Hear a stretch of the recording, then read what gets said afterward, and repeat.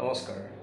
আপুনি যে জীৱনটোত আগবাঢ়ি গৈ আছে, আপুনি যে নিজৰ কামবিলাক কৰি আছে, আপুনি যে নিজৰ সপোনবিলাক বাস্তৱত ৰূপায়িত কৰিবৰ কাৰণে অহৰহ কষ্ট কৰি আছে, এই কষ্টবিলাক কৰি থাকিলে জীৱনটোৰ সফলতা অৰ্জন কৰিব পাৰি নে এই সফলতা অৰ্জন কৰাৰ কাৰণে আমাক কেতিয়াবা গাইডেন্সৰ প্ৰয়োজন হয়?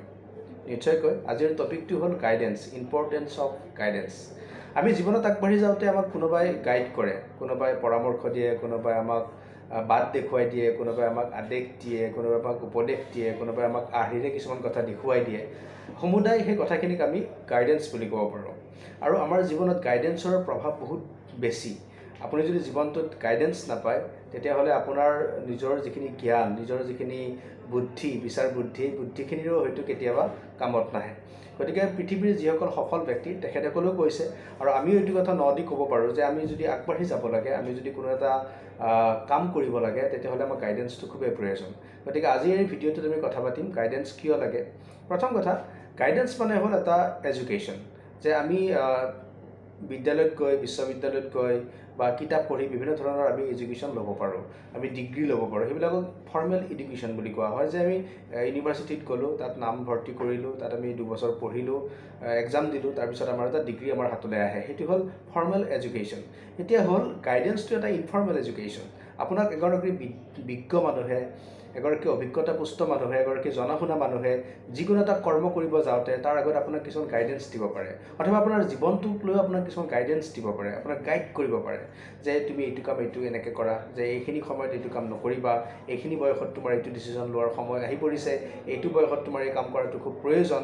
এনেকুৱা ধৰণৰ গাইডেন্স কিছুমান আমাৰ জীৱনত আহে। গতিকে গাইডেন্স যিয়ে দিয়ে, সেই মানুহগৰাকীয়ে কোনোবা নহয় কোনোবাখিনিত আমাৰ জীৱনত বহুত বেছি প্ৰভাৱ পেলায়, আৰু সেই মানুহগৰাকীয়ে কোনোবা নহয় কোনোবাখিনিত আমাক প্ৰভাৱিত কৰি পেলাই যোগাত্মক দৃষ্টিভংগীৰে, পজিটিভ দৃষ্টিভংগীৰে কাম কৰাত আমাক বহুত সুবিধা কৰি দিয়ে।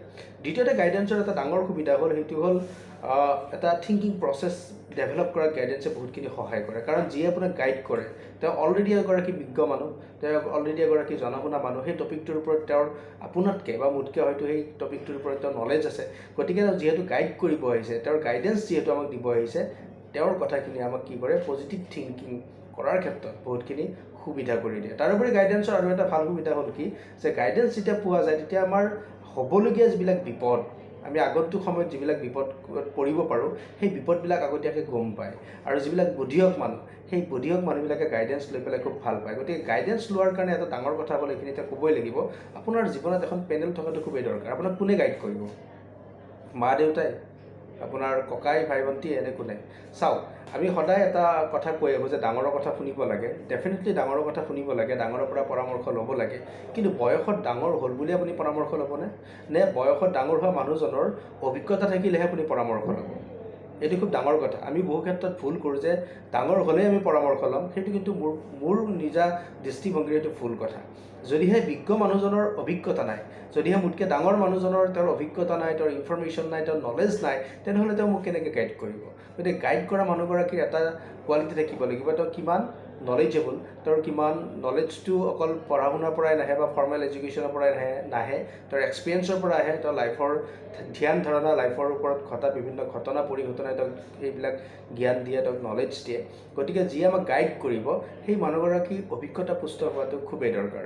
গতিকে যিয়ে গাইড কৰিব, আপুনি কাৰ গাইডেন্স ল'ব, সেইটো এটা ডাঙৰ কথা। গতিকে আপোনাৰ জীৱনত এখন পেনেল থকাটো খুবেই দৰকাৰ। পেনেল মানে জীৱনত এচাম বা এদল বা দুজনমান এনেকুৱা মানুহ লাগে, যাক আপুনি চকু মুদি বিশ্বাস কৰিব পাৰে। যিকোনো বিপদ, যিকোনো সময়ত যাতে সেই কেইগৰাকীৰ ওচৰত গৈ পেলাই আপুনি আপোনাৰ মনৰ কথা ক'ব পাৰে, আপোনাৰ মনৰ ভিতৰত চলি থকা প্ৰব্লেমটোৰ কথা ক'ব পাৰে, বা কিবা এটা প্ৰব্লেমত পৰিলে সেই কেইগৰাকীৰ পৰা আপুনি কিছুমান ৰায় ল'ব পাৰে, কিছুমান উপদেশ ল'ব পাৰে, কিছুমান আদেশ ল'ব পাৰে। তেনেকুৱা ধৰণৰ বিশ্বাসী কেইজনমান মানুহৰ খুব দৰকাৰ, আৰু তাক মই পেনেল বুলি কৈছোঁ। যদি আপোনাৰ এই পেনেলখন আজিৰ তাৰিখত নাই, তেতিয়াহ'লে আপুনি সেই পেনেলখন, সেই বিশ্বাসী মানুহৰ পেনেলখন তৈয়াৰ কৰাৰ প্ৰয়োজন আহি পৰিছে। আৰু আজিৰ পৃথিৱীত আপুনি যিহেতু বহুত ক্ষিপ্ৰতাৰে কাম কৰিব লগা হয়, বহুত প্ৰতিযোগিতাত ভাগ ল'ব লগা হয়, গতিকে আপুনি সেই মানুহকেইজনৰ প্ৰয়োজন খুবেই বেছি দৰকাৰ।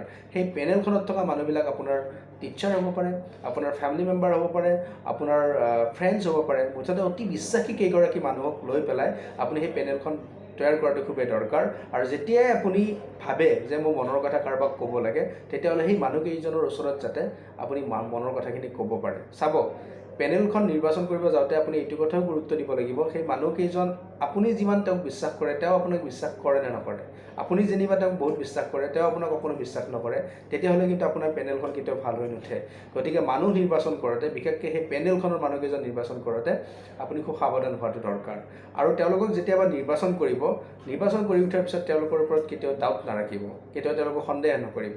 তেওঁলোকে যিটো কয় সেইটো আপোনাৰ মংগলৰ কাৰণে কৈছে বুলি আপুনি ধৰি লৈ পেলাই তেওঁলোকৰ আদেশ বা তেওঁলোকৰ উপদেশ বা তেওঁলোকৰ গাইডেন্সখিনি ল'ব লাগিব। গতিকে গাইডেন্স জীৱনত বহুত প্ৰয়োজন। গাইডেন্স অবিহনে আমি আগবাঢ়িব নোৱাৰোঁ। আৰু যিবিলাক বুদ্ধিয়ক মানুহ, আজিৰ তাৰিখত যিবিলাক প্ৰফেশ্যনেল মানুহ, যিবিলাক ইণ্টেলিজেঞ্চ পিপুল বুলি আমি কওঁ, তেওঁলোকে কিন্তু আনৰ গাইডেন্স লৈ পেলাই কাম কৰে। গতিকে গাইডেন্স খুবেই দৰকাৰ, কিন্তু গাইডেন্স কাৰ পৰা লৈছোঁ, কিমানখিনি লৈছোঁ, কেতিয়া লৈছোঁ সেইটো দৰকাৰ। আৰু গাইডেন্সটো অহাৰ পিছত এবাৰ আপুনি জুকিয়াই চোৱাটো খুবেই প্ৰয়োজন। গতিকে গাইডেন্স সদায় ভাল অৰ্থত ব্যৱহাৰ কৰা হয়। আপুনি এগৰাকী যিহেতু এইখন পৃথিৱীত আগবাঢ়ি যাবৰ কাৰণে কিছু সপোন থকা ব্যক্তি, গতিকে আপুনি আপোনাৰ এনেকুৱা গুৰু, এনেকুৱা আপোনাৰ ভাল লগা মানুহ, আপোনাৰ টিচাৰে হওক, আপোনাৰ বন্ধুৱে হওক, এনেকুৱা মানুহ নিৰ্বাচন কৰাটো খুব দৰকাৰ, যাৰ ওচৰত গৈ পেলাই আপুনি মনৰ কথা ক'ব পাৰে, যাৰ পৰা আপুনি প্ৰতিটো ক্ষেত্ৰত, প্ৰতিটো কাম কৰাৰ আগত, প্ৰতিটো ডিচিশ্যন লোৱাৰ আগত আপুনি তেওঁৰ পৰা উপদেশ ল'ব পাৰে। গাইডেন্সৰ আৰু এটা ভাল প্ৰভাৱ আছে, সেইটো হ'ল যে ছিষ্টেমেটিক এণ্ড অৰ্গেনাইজড। গাইডেন্সে আপোনাক কি কৰি তোলে, ছিষ্টেমেটিক কৰি তোলে, অৰ্গেনাইজ কৰি তোলে। কাৰণ আপুনি যেতিয়া এটা কাম কৰিব যোৱাৰ আগত, ছাপ'জ ধৰি লোৱা হ'ল যে আপুনি চাকৰি কৰি আছে, আপুনি এখন ডিষ্ট্ৰিক্টলৈ, নতুন ডিষ্ট্ৰিক্টলৈ আপুনি ট্ৰান্সফাৰ হ'ল। সেই ডিষ্ট্ৰিক্টখনত ধৰক আপোনাৰ এগৰাকী ভাল লগা বন্ধু, আপোনাক গাইড কৰিব পাৰে তেনেকুৱা এগৰাকী বন্ধু আছে, বা আপোনাৰ টিচাৰ এগৰাকী আছে।